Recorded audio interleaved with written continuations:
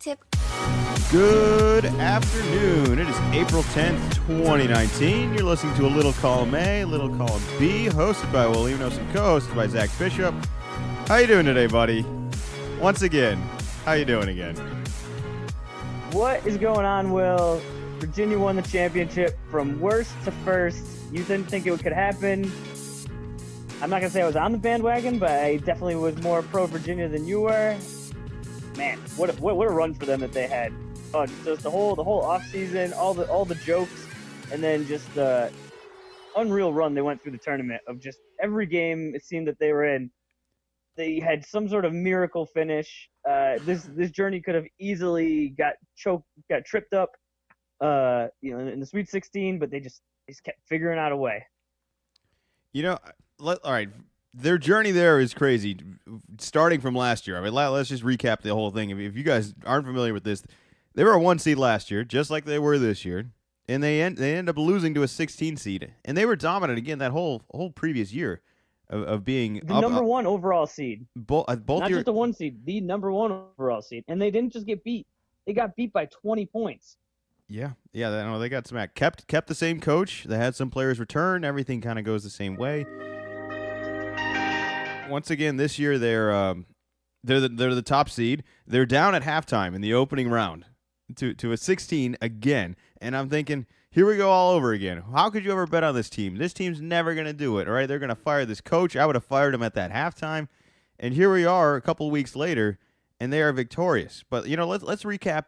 I want to talk about the championship game a little bit too, but let's talk about the journey there, and most importantly, like their last 3 games to the championship. You want to read off some of the numbers that they were in, the positions, and how much time was left, and these end of the second half kind of situations they were in? Sure. So in the Elite 8, with 5 seconds left, they're down by 3 points. They win that game. Final 4, with 17 seconds left, they're down 4 points. They win that game. And then the championship, with 12 seconds left, they're down 3 points. Win that game. Well, oh man, that's just an unreal run. That just doesn't happen. But can we be fair? The credit, I want to give Virginia some credit for one. You got to get the job done, right? So in a lot of these cases, you got to make some free throws, but the mistakes were really happening. Or miss free throws in the correct way. Yeah, or that. All right, so I give them some credit for that, and sometimes you got to make your own luck.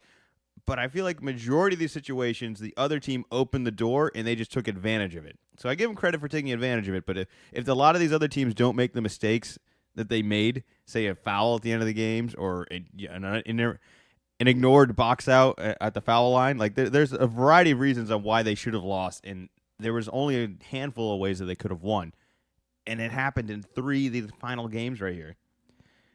But talking about the championship game, the most recent one right now, the most college basketball games you could ever have. No big names, feels like very little isolation plays, and just 2 defensive teams going at it. And early on, I thought this was going to be the most boring game ever. I think halfway through the first half, it's like 10-5. Nobody broke double digits until like 10 minutes into the game. And I'm thinking in the back of my head, I have the tiebreaker with Zach. We're tied dead even in the bracket. The winner is going to be whoever has the closest final score prediction. I had predicted 130 for the combined score, and Zach had predicted 159. And I'm like, this is going to take him 3 games to even come close to what Zach guessed. Halftime score, I'm feeling okay. Again, do you know what the halftime score was? It wasn't a whole lot. I don't remember. I remember to start the game, the Vegas over-underline was 119. And then there was definitely a flurry of scoring, and the halftime, I don't know the exact score, but the over-underline, the live bet went up to, it was 124. Oh, so 119 the score was a little higher than expected, but not that much. 119 and 124 are both under my prediction of 130. They are very, very under of the 159 that you had predicted. So I'm feeling good this whole time. I'm like, of the 2 teams in the championship, at least it's not some big stud player out there that's going to score 50 points and just blow up the whole total for me. But as you were watching it, what are you thinking? You got to be feeling pretty nervous this whole time. Like you're not in a good spot for the majority of this game. if not the entire game. Not even until overtime do you have a chance. Oh, not even. e- Let's even go. Let's even go before that. So Saturday night in the Final Four, if Michigan State wins, you win. So I'm already rooting hard for Texas Tech, and then once that finishes, it's like, okay, let me look up those what those totals were again, and then I look, it's like, oh man, the two best defensive teams, and I got a score that it's got to be like in the 70s, 80s for me to have a chance. This is not good. This is not good at all. And then a little while later, I checked the line. Yep, over under's 119. I got to get to 145. I am, whoa, 26 points. Vegas is not going to mess up by that much. I didn't go and purchase the costume, but I did purchase white sneakers because I figured that might take a little longer. It's like, no, this is probably going to happen. I needed new basketball sneakers anyway, so this was just like, well, I might as well get some white ones so it fits. Monday during the day, just started to do the mental thinking of, okay, am I going to do this like on a Tuesday night basketball? Am I going to wait for this to be an outdoor thing? How am I going to cook all these corn dogs up? And then that game starts off, and I think they want to combine.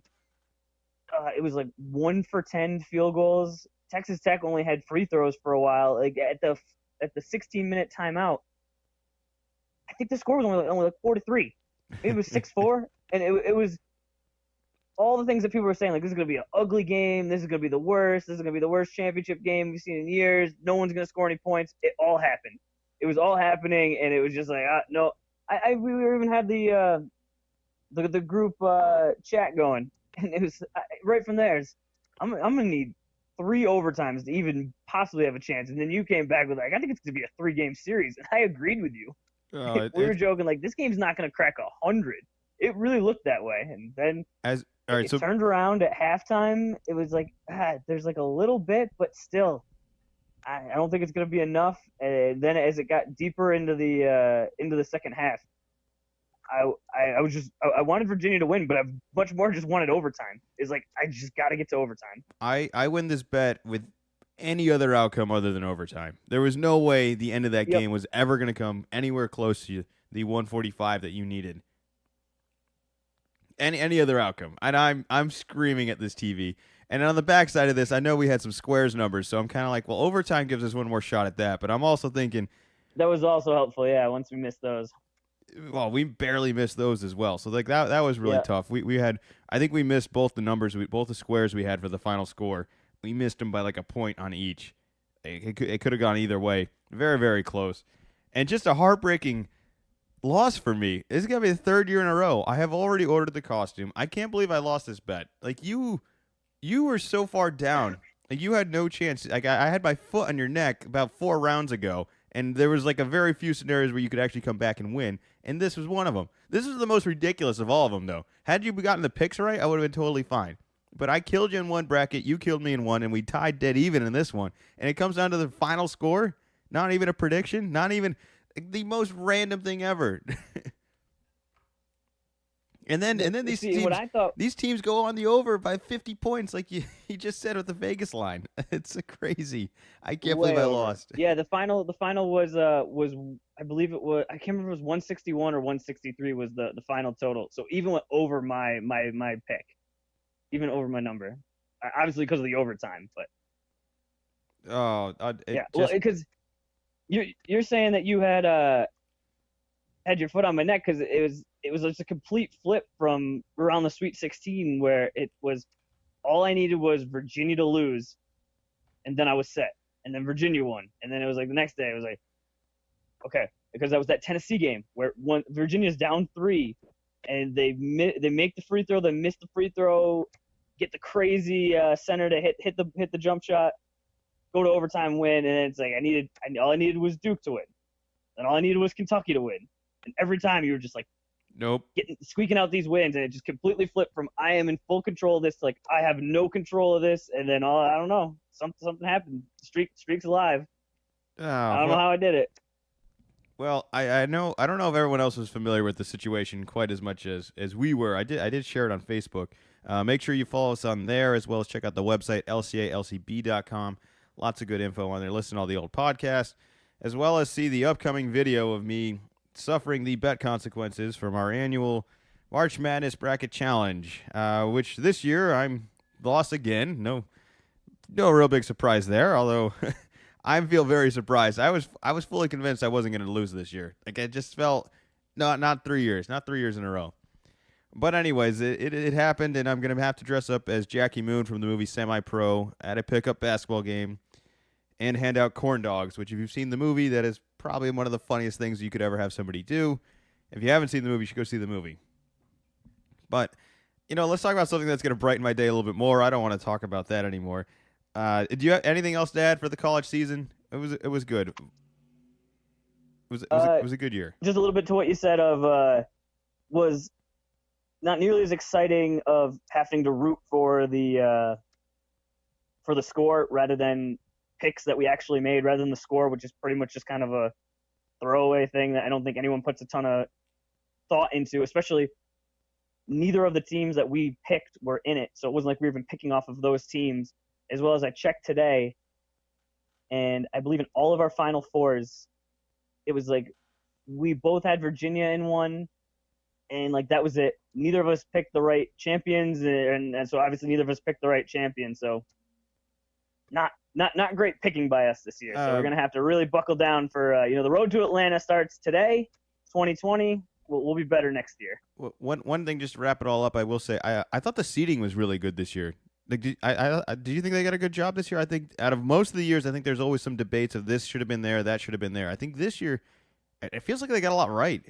Like, I wasn't very shocked to see Texas Tech make it there. I wasn't very shocked to see Auburn there. I feel like the seating this year was very good. So whatever they did this year, I hopefully they can pull it off again next year. We'll see. We'll see. But let's transition into some more professional drama. I mean, this is some grade A professional drama right now. We're about to go into the dumpster fire that is the Los Angeles Lakers, where Magic Johnson has announced he is resigning from the president of basketball operations? I don't even know. He's the guy in charge of the Lakers, basically. And there's so much to this story. First of all, he announces it at a press conference, so we all find out from the press conference. Later, we find out that everyone else at the Lakers also found out with us at the press conference that he had no prior conversations to Jeannie Buss, the owner of the Lakers, about his resignation or interest in leaving. And it also sounds like that the coaches and all of the staff were supposed to be fired by Magic, and he instead has now quit rather than dealing with any of that. He said, being Magic Johnson is fun, being the president of the Lakers is not. So that is the direction he has decided to go, going back to Magic being Magic, which I'm a much bigger fan of Magic than I am of the Lakers. So I agree with that kind of philosophy. But where does this leave the Lakers right now? This is a complete disaster right now. The draft is coming up soon.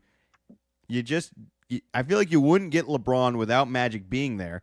They didn't get anyone else on top of that. They don't get the Anthony Davis trade. Now it looks like Anthony Davis is going to go there. Doesn't look like anyone's going to go there. All the young guys, all the young assets they've had, either feel underdeveloped or almost discouraged right now from doing anything with the Lakers. I think everyone has essentially moved on from them. Who's going to be on this roster next year, and what is their next step?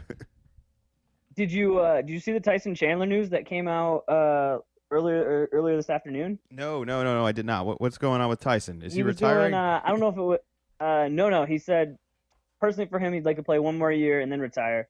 But he came out and right on the record said that trade for sure affected all the guys on the team.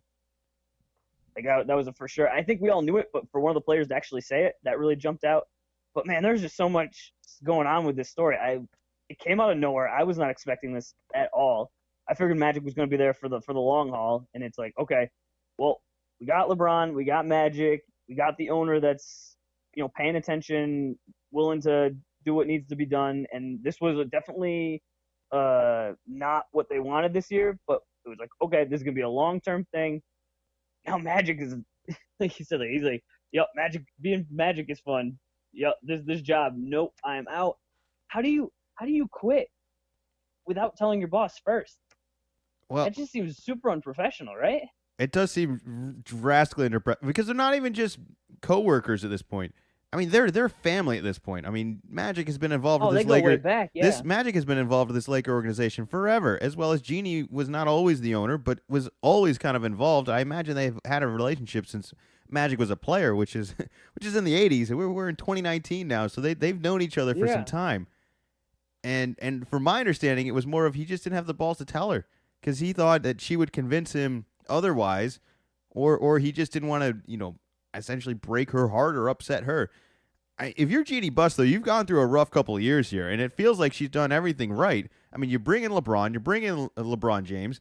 A couple of years prior to that, you have an association with Phil Jackson, and he kind of ruins her reputation and with some of his off the court comments. Just, I mean, it's been a rough couple of years for Jeannie, and I mean, really, what has she done The whole wrong? thing with her, the fight with her brothers, where she had to take them to court to get control of the team. Yeah, Like that's a super uncomfortable situation, but that just doesn't make sense that you were scared to tell her because it might convince like that just seemed weird to me. it We've seems. known each other less time, and we're only doing a podcast together. But wouldn't it be super weird if I just posted on Facebook like had a great run, but I'm done with the podcast and didn't tell you first? Well, I'll be honest. I had deleted a post a couple times of saying new position available for co-host Monday night. But it was deleted. It was deleted. It was never posted. All right. I read it out loud a couple of times, and I thought about some of the consequences, and then I was like, you know what? It's in the draft folder. I think I'd rather lose the bet every year and still have Zach as a co-host than potentially win the bet and have some other guy. But I'd be lying if I told you I didn't make a call to some siblings. All right, all right. I wanted to see what their schedule was, what kind of coast, what kind of time zone they're in. 3 hours is a lot. This is awfully high maintenance of you and Mr. Connecticut over there. You got it's always good to keep me on my toes. Make sure that job's never safe. Keep me coming with the hot takes. But you got to think, of course this is unprofessional. Of course this is inexcusable. You can't do that. This would never happen in any other sort of situation. And I think we give Magic so much credit for being this great basketball mind, this great basketball player, but it didn't really business mind. Great business mind, and overall from just the outside, I don't know him personally. Just seems like a very genuine person that who is very stern with his business, but also values a lot of the people around him, and is kind of always thinking bigger picture around all of that. I think that all makes sense. What doesn't make sense is him to suddenly be a cowardly person who's fearful of telling somebody he's known a really long time that he can't do this anymore. It's not working. It's not making him happy. All the right reasons. Like, I think everybody understands the reasons why it didn't work. This is not the vision he had. This is not the plan he really thought was going to happen. So that all makes sense. But I mean, this guy was clutch. This guy was a big time player. How does he not have the balls to do this? I mean, he had the balls to take on Larry, his team that he was playing with, practicing, the dream team, all of these egos he's been dealing with, and for the most part, dominating his entire career. And he can't handle a very serious conversation with somebody he's known for a long time. There's got to be more to this. To recap this a little bit at like each sort of level. So Magic is gone. The owner didn't know that her president of basketball operations was going to be gone. So basically the GM. So she's uncomfortable, a little confused. Hey, what's going on? This is weird. Tyson Chandler confirms today that the players are confused, or maybe not confused as much as like a little upset that LeBron was just willing to trade all of them just kind of callously, and it was very public, all in the media. So they're kind of uncomfortable. As well as you said before, Magic came out and said, yeah, I was scared I was going to have to fire Luke. Luke and the coaching staff came out and said, yeah, we all expected to be fired hours after the last game. So now the coaching staff is confused and scared for their job. The entire organization is scared, confused, and has no idea what's going on. This is a hot mess of epic proportions. The worst part about it is I don't think it's Jeannie Buss's fault at all. I really don't. And she's the only one she's on top. She represents everything. She's the owner. I think it's completely unfair. So obviously the coaches and the staff are gone though, right? Like whoever they bring in to replace Magic Johnson, whether they bring in a president and a GM or let somebody kind of do a little bit of everything. I can't imagine they're going to want Luke Walton. They're probably going to want their own guy. That's just how things generally work. So they're gone. Well, Yeah, how are you going to repair that relationship if everyone expected to be kicked out? How do you come back? I don't know, but well, Like let's if you're just expecting, you're like, yeah, oh boy, yeah, boss is definitely going to fire me, and then the boss gets fired, and then it's kind of confirmed, like, yup, that was going to happen. It's like, ooh, my job's not safe. You're for sure starting to like do the look around. I wonder if he's wondering if he really messed up not taking the UCLA job. I don't know. I think we've seen the last of Magic being directly involved with any team. This is not the dream job I think he envisioned it ever being. But how about the players though? All right, so let's assume they're able to bring in somebody. I don't know who they're going to bring in. The Lakers always trying to bring in a big name. I don't know what kind of big name is going to want to walk What into big this. name wants to go to there? Exactly. So I don't know who I they're mean, going to do. besides it's Los Angeles, and a lot of guys live out there. It's super nice. There is still a history. Uh, but what about this current situation? Goes, yeah, I want to be the first guy over there, especially with LeBron. LeBron's been a prickly teammate, and it's not the easiest guy to play with, and might not be the most fun guy to play with. And there's It's no just not. there's no debate to any of that either. Like that's obvious at this point. I Yeah, think that's every not even me trying to just yeah. not poke at LeBron. That's just kind of how it is. And I don't think it's all But entirely his better or for fault either, worse. though. I won't put it all on LeBron. It's definitely accumulation of a lot of No, people making poor decisions and them just adding up to one another. LeBron could have done things differently. Magic could have done things differently. Everybody on that team and in that organization could have done some things differently. But they're the Lakers. They don't need to do things differently, or at least that's what no. everyone kind of thought. And now, let's talk about the players' future right now. I mean, I hear this kind of silly rumor of trading LeBron is becoming a realistic option, and part of me thinks whoever comes in there is going to want to hit the reset button. I don't think any of these young players want to be there anymore.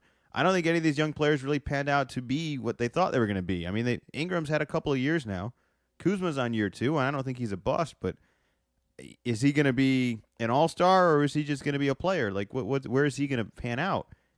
So it feels like they're getting closer and closer to hitting the reset button. It does not feel like any free agents are going there. It doesn't feel like any trade options are going to come for them because their players don't want to be there, and no player is going to want to go there. So I, the Lakers could be a lottery team next year. They may be tanking next year. I really am curious to see what this does. LeBron said that this was going to be a couple year process right now. I think he knew this first year wasn't going to be the year, but this next year was supposed to be the one. And next year was like, no, I'm going to take it easy this year. We'll figure out who's in and who's out. We're going to get AD. We're going to get another free agent. We're going to make all this happen, and then it's all next year.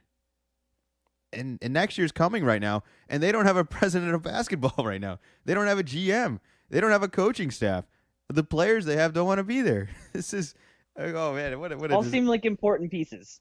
yeah. So I don't know where that. And did you see what happened with Anthony Davis last night with what shirt he wore? I did. But what was the weird thing with all that is that he said he didn't choose the shirt. Yeah, let's lay out the scene. So last night is the Pelicans' last game.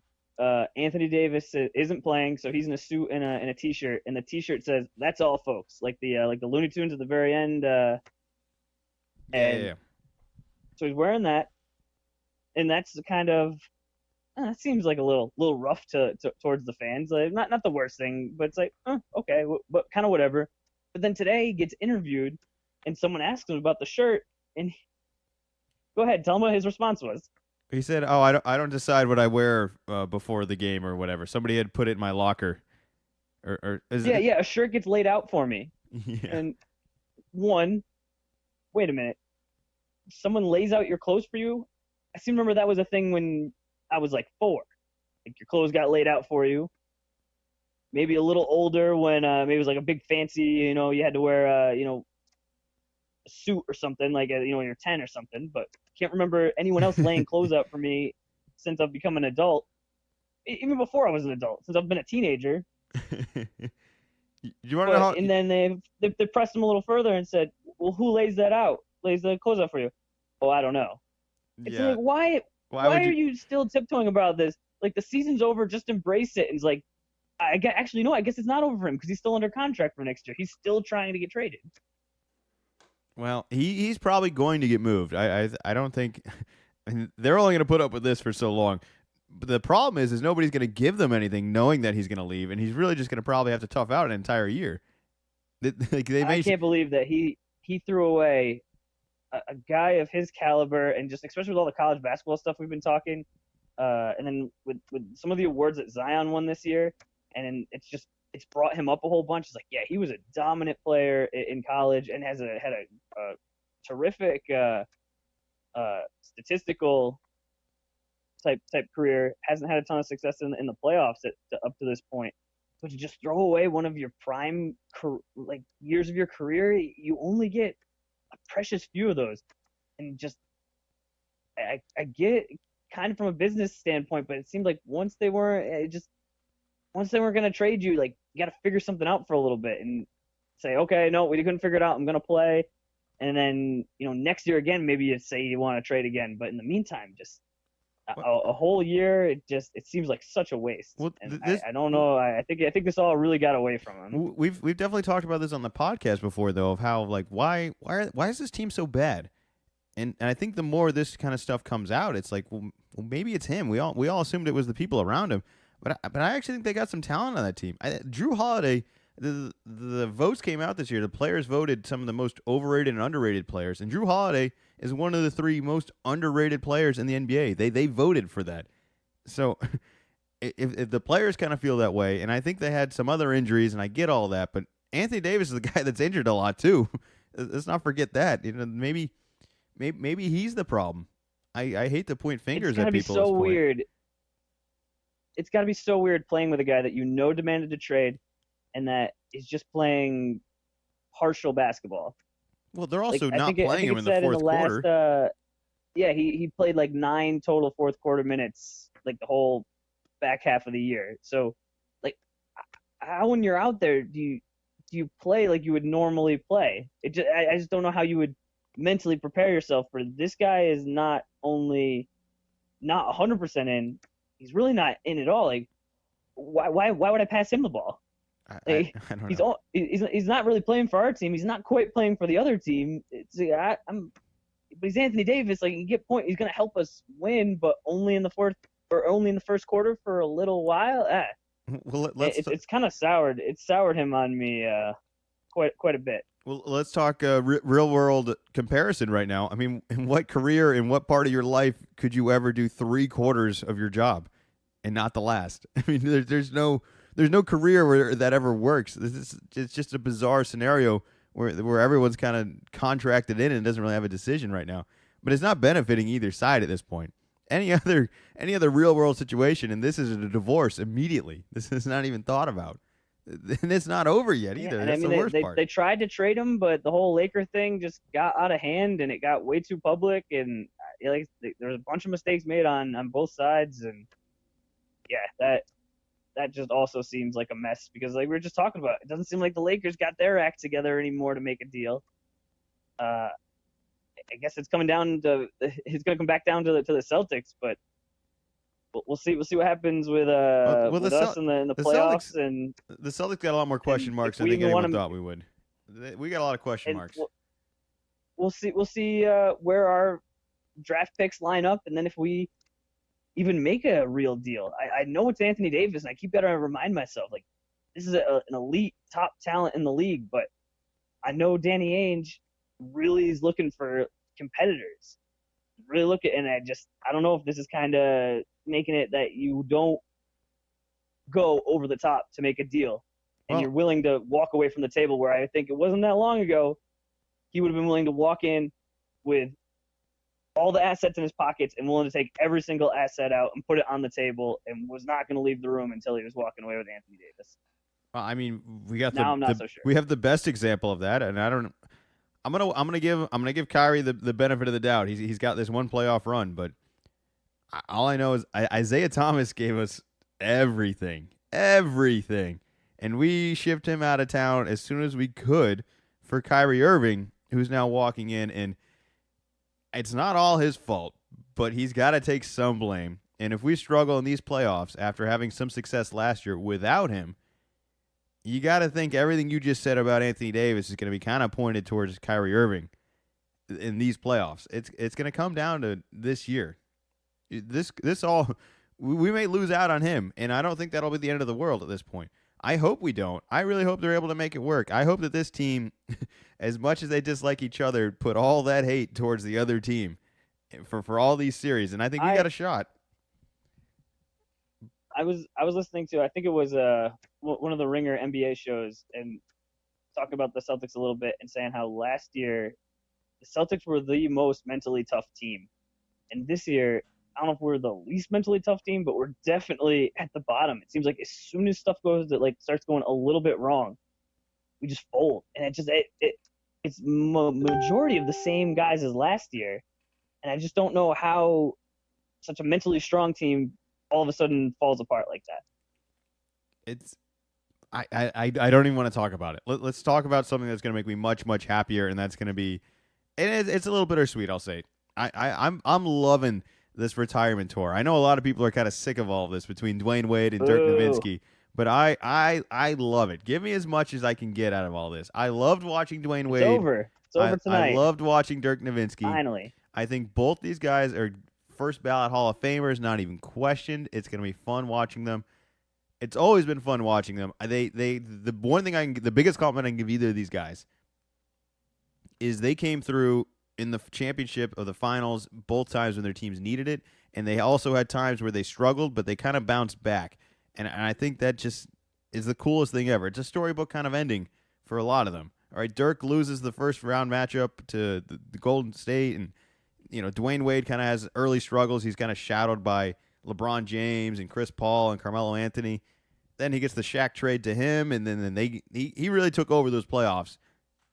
And it feels like regardless of the path of success, it kind of went through each other for Dwayne Wade and Dirk Nowitzki. Regardless, like they ran into each other a couple of times, and every time it was a fun matchup. So I certainly am very excited. That's what I'll be watching tonight. I think there's a little bit of possibilities in the East for that last spot between Detroit and Orlando.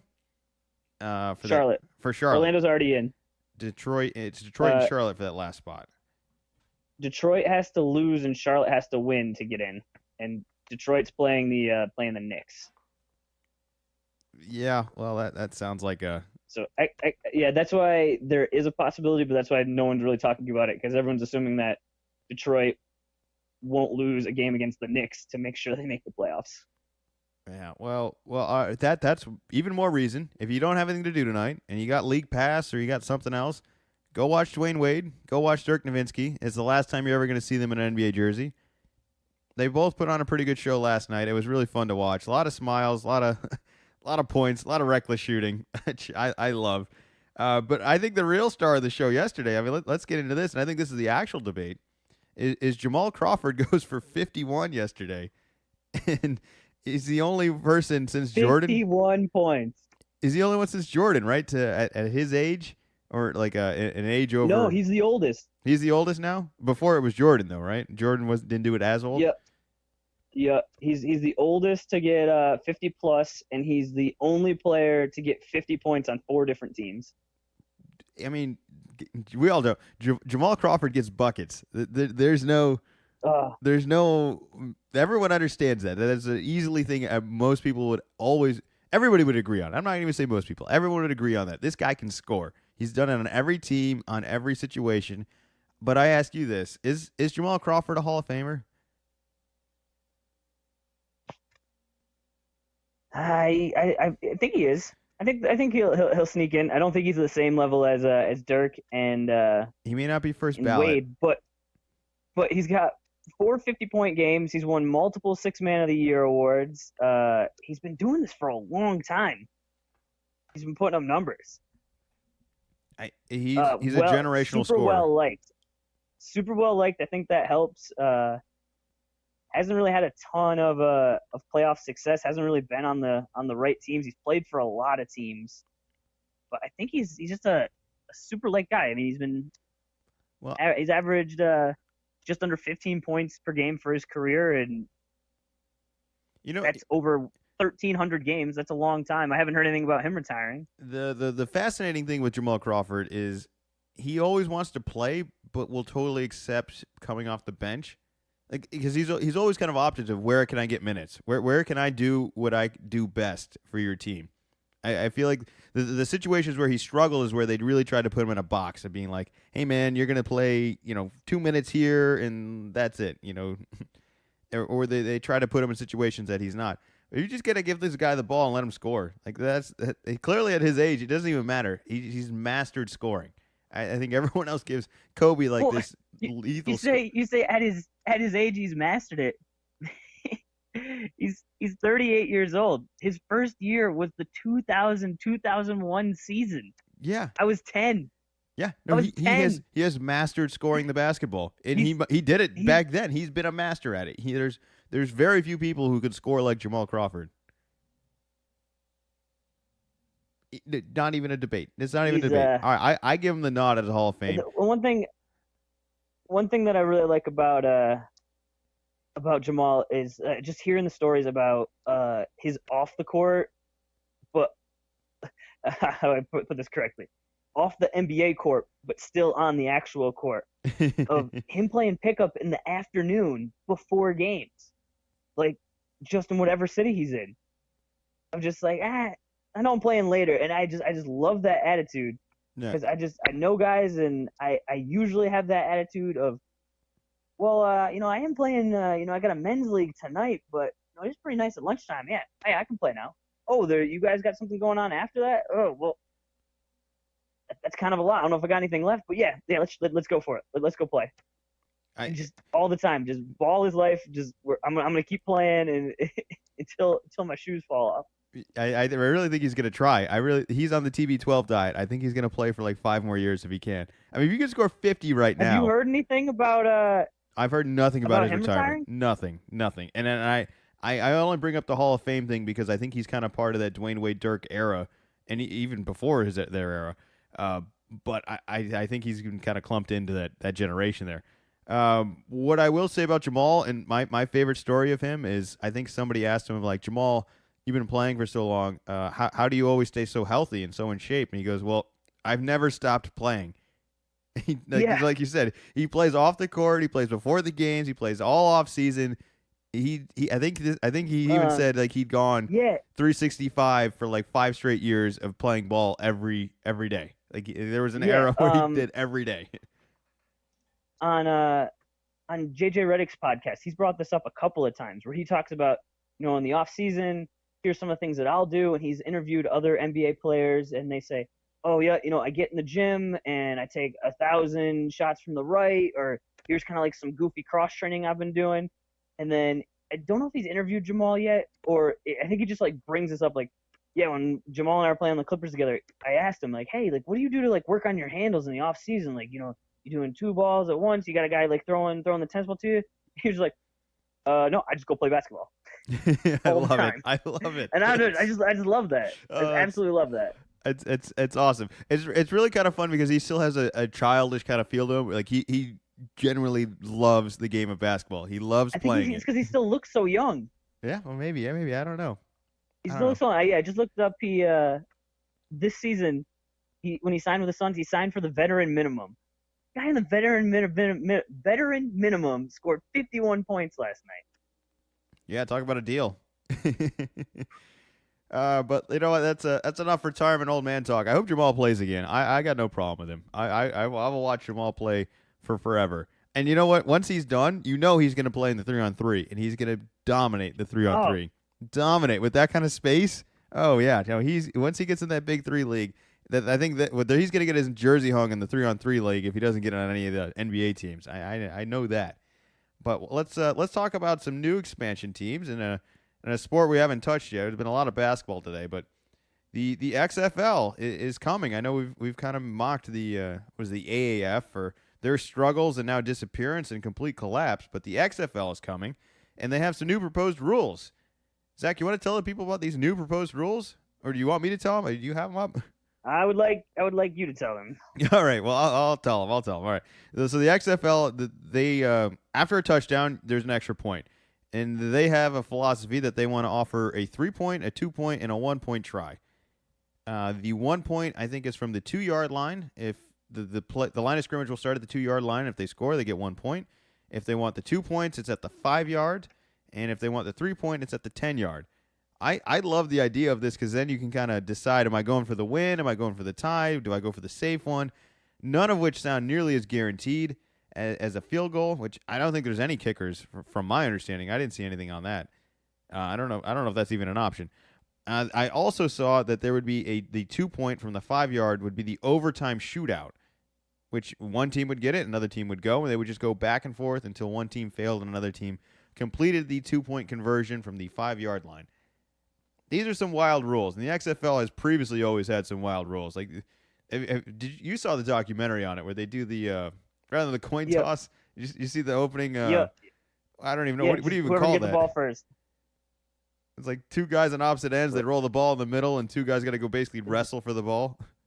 Yeah, just whoever can get the ball first.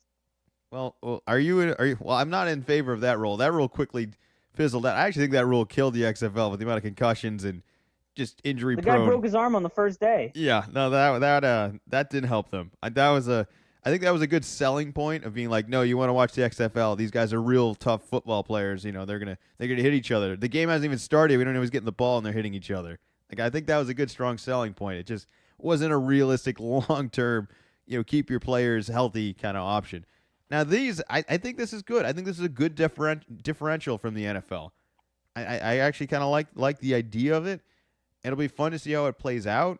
I don't know how good the offense is going to be or how good the defenses are going to be, but I think the more scoring you offer, the less predictable the game becomes, especially with this kind of option. So I'm in favor of it. I don't know how the execution of it's going to go, but what do you think of just the options of multiple extra point tries to begin with, between having the 1, 2, and 3? Do you like that? I think it's gimmicky. The AAF didn't work. I don't really see why there should be big expectations for the XFL. I know it's different. It's a different league. They're trying to do some different things, but we already have college football, and everybody's got their college football team. We have the NFL, and there's people that really like one or the other. And I just don't know. Maybe there's not enough room. It's not coming until 2020, so maybe they can use. They saw what the AAF did and kind of change paths a little bit, but I think trying to run football in the maybe if it's more in the spring and you're more competing with baseball, maybe a little bit of the end of the playoffs basketball when it's not quite every day. But I think it was, at least for me, they're going pretty head to head with college basketball, and I'm just used to college basketball and just had no real interest for a minor league football team or a football league. All right. Well, what about the overtime shootout? Do you like that? It's kind of a little bit more of the college football style, a little different, but similar. I think it's more. I think they're trying to do something between that and the NFL. Yeah, I like the ideas of that, and I'm just hoping maybe the XFL could just be a cooking, like kitchen cooking area, a kitchen for the NFL of that rule works, like okay, like in college basketball in the NIT they'll try out a handful of new rules and just see how it works, and then if they like it, they'll move it to the next season. If they don't, they just scrap it, and it's just kind of a testing area. I think where the XFL has a chance to really thrive, and I don't know what kind of decisions they're going to make on this, but whatever rules they do for replay, like I almost feel like if they got rid of replay, that could actually become a huge attraction. It would open up so many flaws. You can't get rid of replay. Well, how do we make it better then? Because the NFL is just tagging on all of this. We're going to have a review on pass interference this year in the NFL. Oh yeah, that's gonna be a mess. That's going to be terrible. I hope by week 3 that's there's done. Pass interference on every play, and it's similar to in the national championship game when the guy on Texas Tech was dribbling, he got bumped and then continued to dribble, and then the guy knocked the ball out of his hands. But in the slow motion replay, you could see it got knocked out of his hand and then grazed off his pinky. In any pickup game, if you knock the ball out of my hands, unless like I really go after to try to grab it, it's very clear that I touched it, it's out on you. You knocked it out of my hands. All right, I get to keep the ball, because every time it's just, well, that's going to happen. Like, I'm just going to call a foul. So it's just like usually just okay, yep, I get to keep the ball. Like, let's keep playing. But yeah, I don't know how the NFL is going to do these.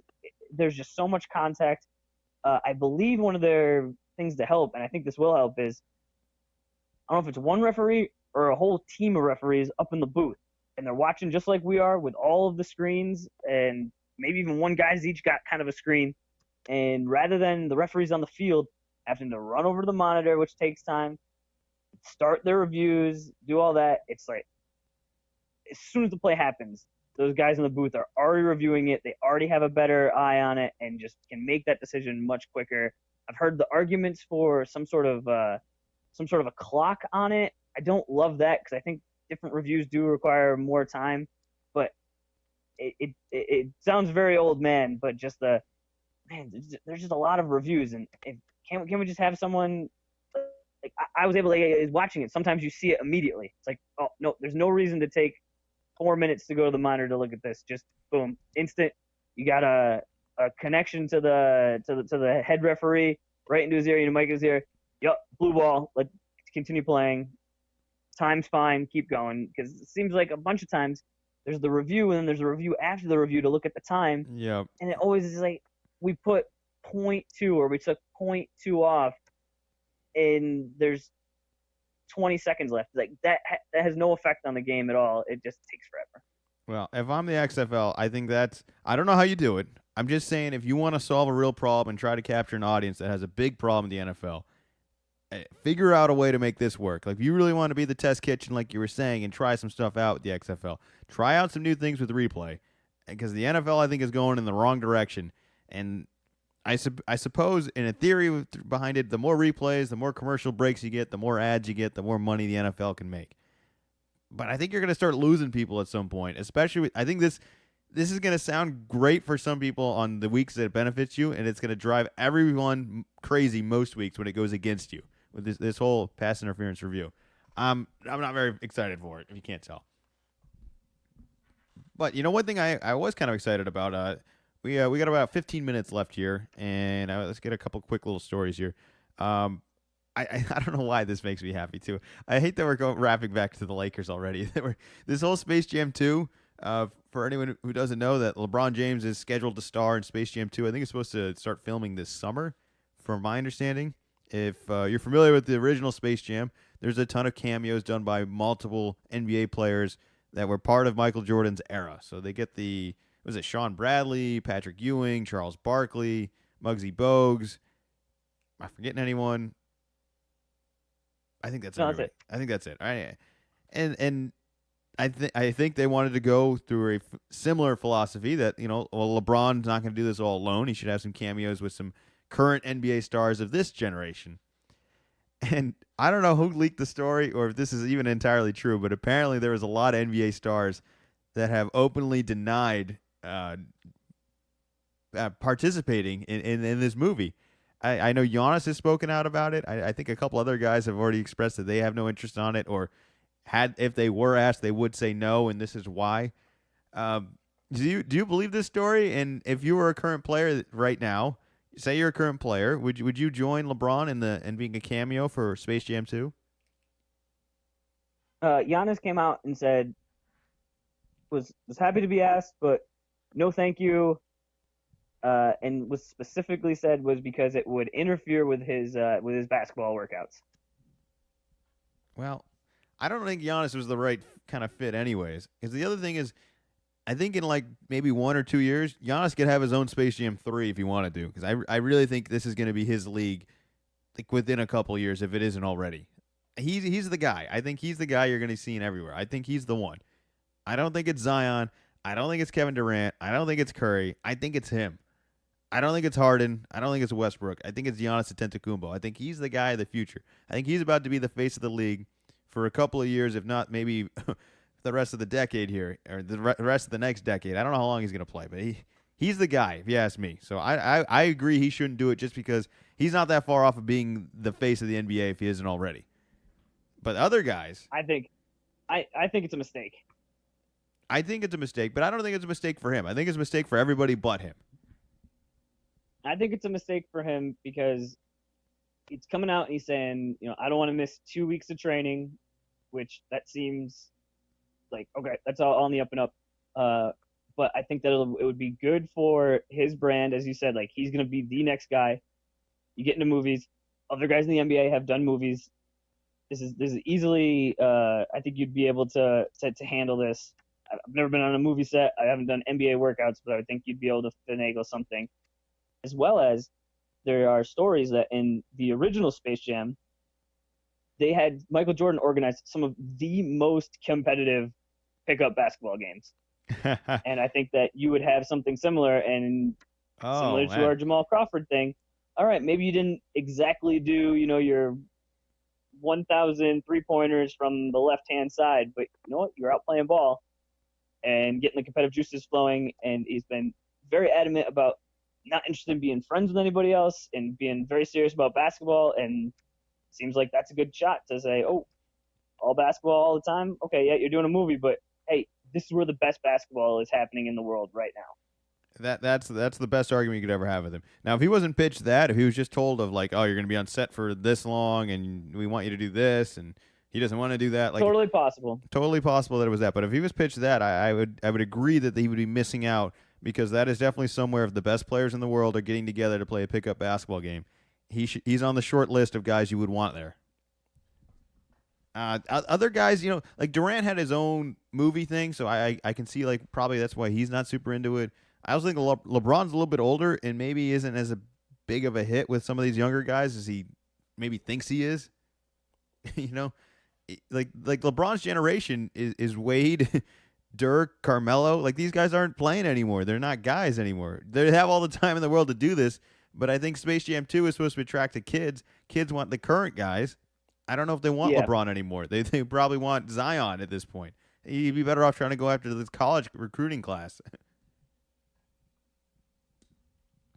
Well, you're blowing my mind about this whole Zion thing. You've mentioned it twice now, and I did not even think about this for a little while. But yes, is Zion not a monster already? Plays for Duke, is enormous, can jump out of the gym. Well, I actually think, I don't know how I didn't think about this before. I think one of either his mom or his dad was a Monstar. I don't know who, but that's how you end up with a body like that. Is you have a Monstar parent, and I mean that in the least offensive way possible. I'm just saying he's a very large individual. So don't. I'm not trying to be insulting. But yeah, no, I think he is the ideal kind of character you would want. I think LeBron also needs to go younger. I think he should be going after Luka Doncic and Trae Young. Like he needs guys like that. I think in the movie here, because the movie you want it to age well too. I think the Space Jam original ages well because everybody always remained knowing who Michael Jordan was because of his Michael Jordan brand, shoe brand, clothing line, everything else. He comes back a little bit after baseball career. Like he crosses a lot of paths as well as I think everyone. I had no real big issue of crowning him. I think this NBA god for a long, long time, and I don't know if LeBron's gonna. Albeit maybe deserving of it, isn't going to get that same kind of treatment, I think, post-retirement. I don't think LeBron's brand is going to be quite the same as Jordan's brand, ever. and that's going to affect, I think, the success of Space Jam 2. Well, it's hard to compete with Jordan's brand. I mean, he's got his own, not just his own shoe, his own, like, clothing line. So that's a difficult... If LeBron doesn't make that, I don't see it as a failure. But I think this movie stuff is all gonna take care of itself. And if Giannis doesn't want to do it, I'm not upset that he doesn't want to do it. I think that it would be good for him. But I think they'll find some guys, and it'll still be a fun movie, and the kids will like it. All right. Well, I want to do a quick little recap here. We got 5 minutes left. Make sure you go check out the website lcalcb.com. Check out all the old podcasts as well as check out the bio. And stay tuned for the Bet Consequence video of me dressing as Jackie Moon from the movie Semi-Pro and handing out corn dogs to a bunch of guys playing pickup basketball. Speaking of that, are we gonna get some better pictures this time? I think some ones where you're just not a shadow. Think we can make that happen. I think there were additional Maybe pictures. A video? Those are just the ones I chose to save. All right, there were videos. There was videos of the original one, the heel racers video. Yeah, there's video of that. I just feel like with the afro, like a video is really gonna help do it justice. I'm assuming you're gonna play in like 2 running up and down the court, and that wig is gonna come off. But I I think think that'll be okay. But I think just at least one run down where you see it just bouncing up and down. I think that'll be I've I, that'll be what the fans want. I've thought this through. All right, I didn't sleep last night. I spent the whole night thinking of how I keep that damn thing on. All right, it's already taken over my life of how can I make this better. He does wear a headband in there, so I think the headband Yep, is that should really help. gonna Yeah, play a helping hand in keeping the wig on.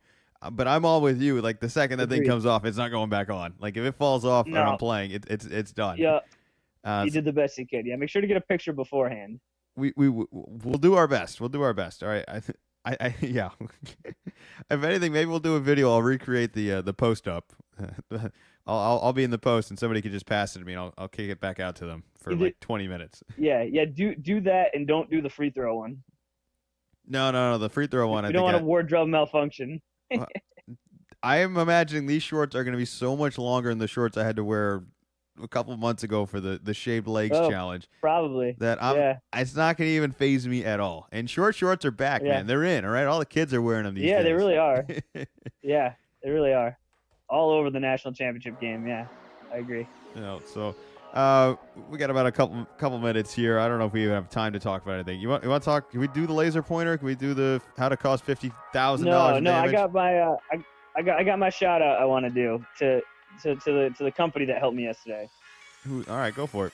We don't we don't do these very often, but this is like perfect little end of the pod little segment here. Yesterday, I was going to play some pickup basketball. I had just gotten some new shoes on Zappos.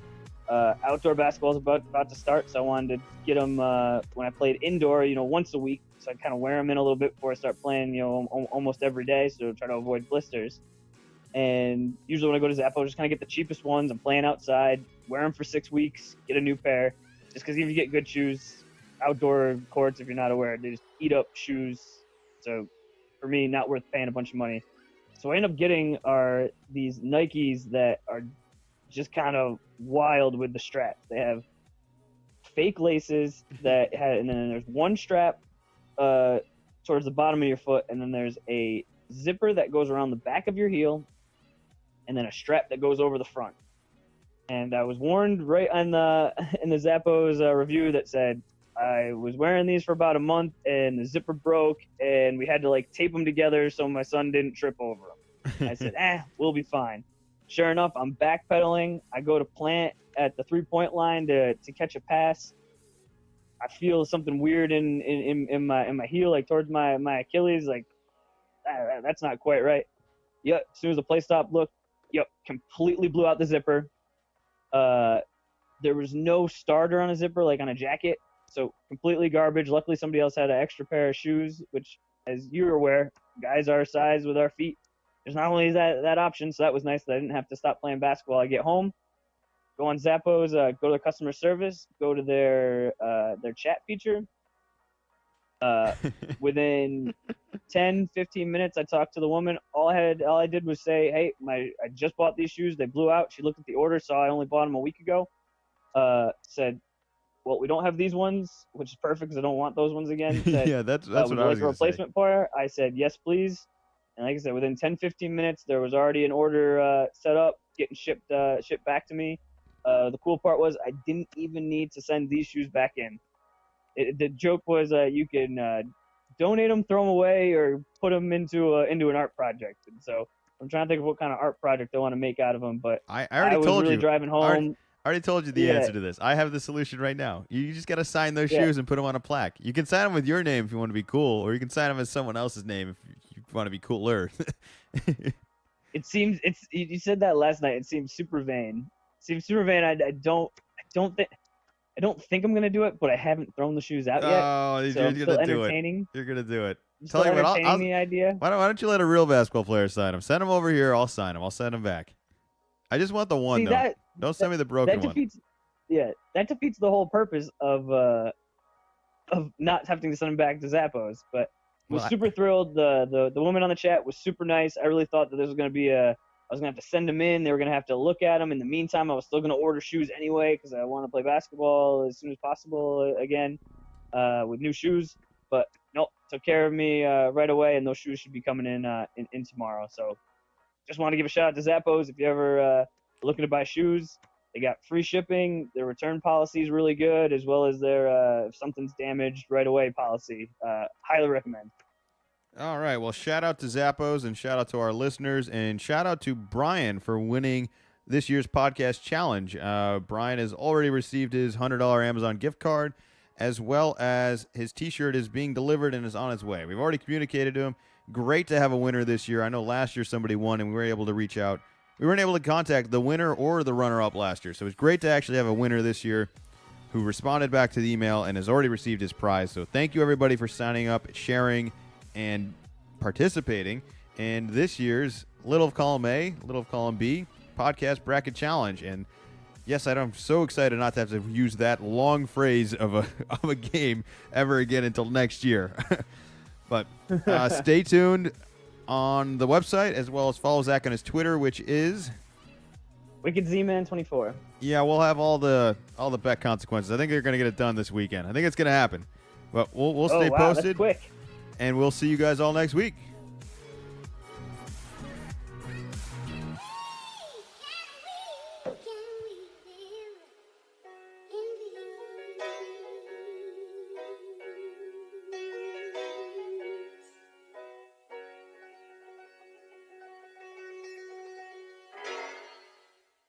Well, little column A, little column B.